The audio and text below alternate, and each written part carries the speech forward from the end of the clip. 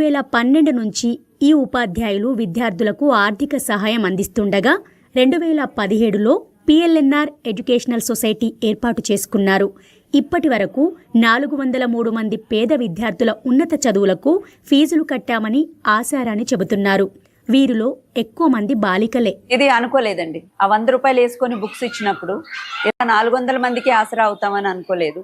నేను జిల్లా పరిషత్ high school Neredmet అని మన జిల్లాలో ఒక పెద్ద స్కూల్ అండి. 1200 మంది పైన పిల్లలు ఉండేవాళ్ళు. అక్కడ చేస్తున్నప్పుడు చాలామంది ఆర్ఫన్స్, సెమీ ఆర్ఫన్స్ అలా ఉండేవాళ్ళు. సో అక్కడ మేము ఒక 38 మంది స్టాఫ్. అందులో కొంతమంది లైక్ మైండెడ్ అనుకున్నాము. వాళ్ళకి అప్పుడు గవర్నమెంట్ టెక్స్ట్ బుక్స్ మాత్రమే ఇచ్చేది. నోట్బుక్స్ హెల్ప్ చేద్దాము అని చెప్పి నెలకి తలా 100 రూపాయలు వేసుకునేవాళ్ళు. By the end of the year ఇంత అమౌంట్ అక్యుములేట్ అయ్యేది. ఆ జూన్లో ఏం చేసేవాళ్ళము, నోట్బుక్స్ కొనుక్కొచ్చి ఆ పిల్లలకి ఇచ్చేవాళ్ళు.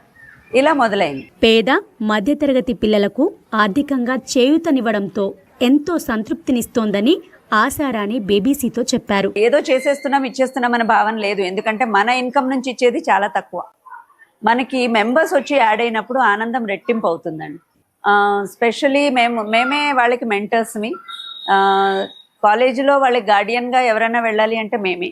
జాయినింగ్కి మేమే వెళ్తాం, మాలో కొంతమంది వెళ్తారు. వాళ్ళు ఎంత కనెక్టెడ్ ఉంటారు అంటే ఇంట్లో ఏ చిన్న సమస్య వచ్చినా, ఎస్పెషల్లీ లాక్డౌన్ టైంలో కాలేజీలు లేకపోయినా సరే మేము కొంత అమౌంట్ ఇవ్వాల్సి వచ్చేది, ఇంట్లో పరిస్థితులు బాగాలేక. నేను ఒకరోజు ఒక బస్ స్టాప్లో నిలబడ్డాను. ఒక ఆటో ఆయన వచ్చి ఎక్కమ్మా అంటున్నారు. లేదండి, నేను క్యాబ్ బుక్ చేద్దామని అనుకుంటున్నాను. ఎక్కడమ్మా, పర్లేదు అని. సరే అడుగుతున్నారు కదా అని ఎక్కితే రాధిక దగ్గర ఇక్కడ ఆపేయండి, నేను దిగిపోతానన్న. లేదమ్మా, మీరు అల్వాల్లో ఉంటారు కదా, నేను దించుతాను.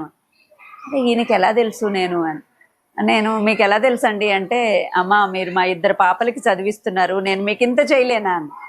అయ్యో, సో అలాంటి రెస్పెక్ట్ రోడ్డు మీద పేరెంట్స్ ఎక్కడికక్కడ కనబడి, అండ్ వాళ్ళ ఇళ్లలో ఫంక్షన్లు అయితే మాకు పిలవడం, వాళ్ళ ఇంట్లో ఒక ఫ్యామిలీ మెంబర్స్గా మమ్మల్ని కన్సిడర్ చేసుకోవడం, అసలు ఆనందం కంటే పెద్దవాడు అంత సంతోషం.